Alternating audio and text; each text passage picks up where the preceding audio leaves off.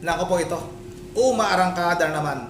Itong mga bayarang vlogger ni Bangag, mga kababayan, mambubudolin talaga. Manang-mana talaga. Sa kanilang among Bangag na mambubudol pa. Asan ka pa? Sa mambubudol ka na. Kasi nga mga kababayan, porkit ba hindi sumasang-ayon ang Iglesia ni Cristo, mga kababayan, sa kanilang among Bangag na mambubudol pa. Asan ka pa? Ayun mga kababayan, ang Iglesia ni Cristo sinisiraan ng dalawang bayarang vlogger na ito. Pero bago tayo magpatuloy sa ating pag-uusapan, ako muna ibabati ng magandang hapon sa ating mga viewers dyan, sa ating mga subscribers. Maraming salamat sa inyong suporta. Shout out sa inyong lahat. Yung mga kababayan, sino ba ang nakakilala sa mga bayarang vlogger na ito? Taas ang kamay. Itong si Auntie Mama Rosalinea, mga kababayan. At itong si Mike Sirbira, mga kababayan. Sino nakakilala sa mga ito? Kung wala nakakilala, huwag na ninyong itaas inyong mga kamay. Kasi nga mga kababayan, nagpapakalat na naman ito ng fake news. Sobrang kasinungalingan, mga kababayan. Ang nagpatsugi daw at mastermind sa pagkatsugi kay Mima Alicia ay ang INC daw, mga kababayan. Nako po, isang malaking kasinungalingan. Gusto lang nilang ilihis ang katotohanan, mga kababayan, kasi alam ng mga vlogger na ito kung sino ba talaga ang nagpatsugi sa kanilang kasamang bayarang vlogger, mga kababayan. Yung amo din nila ang nagpatsugi. Si Boss B, mga kababayan. Kaya gusto nilang ilihis ang atensyon ng taong bayan. At ngayon, magtuturo sila ngayon sa INC, mga kababayan, para bumaling yung tingin ng taong bayan. Kasi nga, marami nang nakakaalam na ang nagpatsugi sa kanilang kasamaang si Mima Alicia ay si Boss B. Yung nagpupundo sa kanila, mga kababayan. Yung nagbabayad sa kanila, mga kababayan. Kaya pinagtatakpan nila ngayon. At kung sino-sino ang itinuturo nila na nagpatsugi kay Mima Alicia. Natatakot itong mga hinayupak na ito na matigil yung pagtanggap nila ng buwanang sahod, mga kababayan.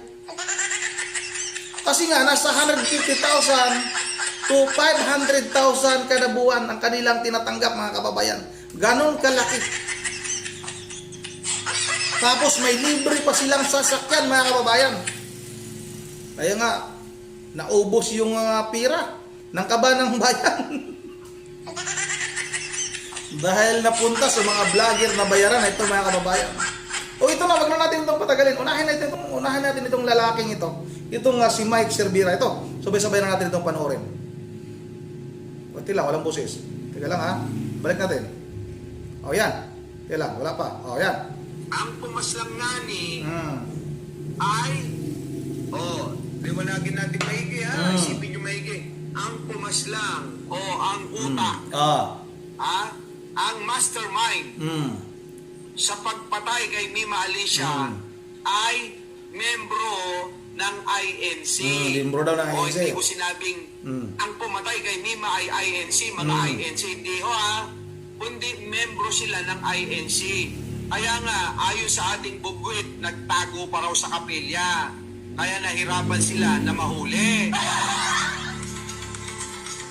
O, di ba mga kababayan, malinaw na malinaw yung kanyang sinabi.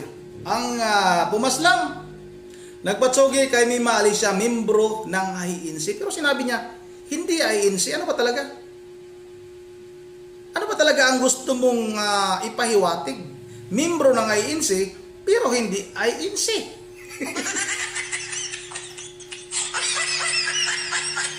Itigil mo lang nga ang pagsinghot mo ng utot ng demonyo. Nakakasira kasi ng utak yun eh. Kaya kung ano-ano na ang pumapasok dyan sa utak mo, tuyo na ang utak mo sa kakasinghot, itigil mo na yan. Hanggat medyo maaga-aga pa. Dahil pag lumalaya, nako po, baka kung ano-ano na ang lumalabas sa bunganga mo. Baka kahit yung pumatay kay Lapu-Lapu, ibibintang mo na sa INC. O ito pa mga kababayan. Wala namang makukuhang benepisyo ang INC mga kababayan sa pagkatsugi o ipatsugi nila si Mima Alicia. Ano ba itong si Mima Alicia mga kababayan? Sino ba itong si Mima Alicia para pag-aksayahan ng panahon ng INC? O ito pa mga kababayan, isa pang vlogger na sumisingit din ng utot ng demonyo, kaya ganito yung kailang pag-iisip. Ito, panoorin natin to. Ito si, wala pang sound, wala na naman sound, sige lang. Bakit laging walang sound? Balik natin. O yan. Wala rin. Ayaw. Trending kasi ang INC because lahat po halos ng suspect na involved doon sa kaso ni Mima na nagpaligpit sa kanya, mga masterminds, ay parte ng INC. And secondly, yung pinaka-mastermind, nagpagupo siya at tinago po siya sa kapilya mismo ng INC. Kaya po, na-link dito yung kanilang religion, yung INC. Diba? Maiksi lang. Maiksi lang yan mga kababayan. Kaya daw hindi mahuli-huli itong pumaslang kay Mima Alicia dahil nga nagtatago daw sa kapilya ng INC. Pare-parehas yung linya ng dalawang vlogger na ito. Nasa script na ito mga kababayan. Di lang natin alam kung magkano ang bayad sa script na yan mga kababayan. Ano? Kasi nga parehas yung linyahan eh. Yung isa, sabi niya, membro ng INC. Pero hindi niya sinasabi na INC, pero membro ng INC. Ito namang isa, kaya nadawit yung INC dahil itinago sa kapilya ng INC. Itigil nyo na hanggat medyo bata pa kayo. Kasi pag lumala yan, pag ipatuloy ninyo ang pagsinghot ng utot ng demonyo, matulad din kayo ng amo ninyo. Magkangiwi-ngiwi yung inyong mga nguso, yung inyong mga bunganga, hindi na maipintayan. Nakikita nyo naman kung anong epekto sa amo ninyo, gumaganon-ganon yung bunganga, gumaganon-ganon. Ito mga kababayan, itong script ng dalawang vlogger na ito, ginawa nila ito para nga malihis ang atensyon ng taong bayan at mawala tayo sa focus na ang pumaslang o mastermind sa pumaslang kay Mima Alicia ay yung kanilang amo na si Boss B mga kababayan. Kaya ganun na lang yung kanilang pagsusumikap na malihis itong atensyon papunta sa Iglesia ni Cristo. Dahil malaking relihiyon ang Iglesia ni Cristo. Doon sila ngayon mag-focus para manira sila. Para mailigtas nila o maligtas nila itong si Boss B. Kasi nga malapit na nating makilala mga kababayan kung sino ba talaga itong si Boss B. May clue na tayo. Itong si Boss B ay lagi nating nakikita sa Kongreso. May kalakihan ng mata itong si Boss B mga kababayan. Hindi ka liitan, hindi ka tangkatan. Kaya pinagsisikapan ng mga bayarang vlogger ni Bangag na ito mga kababayan na malihis ang katotohanan. O para hindi na sila pagbibintangan at tuloy-tuloy yung kanilang ligaya mga kababayan. Dahil may pondo sila, milyon-milyon yan mga kababayan. Kaya huwag tayong maniwala o sa mga nakakapanood sa dalawang sinungaling na vlogger na huwag kayong maniwala. Mga bayaran yan. Mga sinto-sinto yan. May mga tama sa bunbunan niyang mga yan. Yun ang dito lang muna at bago tayo magtatapos ay mag-shoutout lang muna tayo. Shoutout tayo kay Ma'am Bergie Peraldios ng Pulilan, Bulacan sa kanyang mga apo, si Coco Dion Yuri at kay Sagi. Shoutout kay Ma'am Joyce ng Japan. Shoutout kay Ma'am Edisa Borby. Shoutout kay Edwin Sarmiento. Artista baka madiscover nga naman, gusto muna bagang sumunod-sunod gusto mo eh. Hindi ko maintindihan ha. Si yung tawag nito.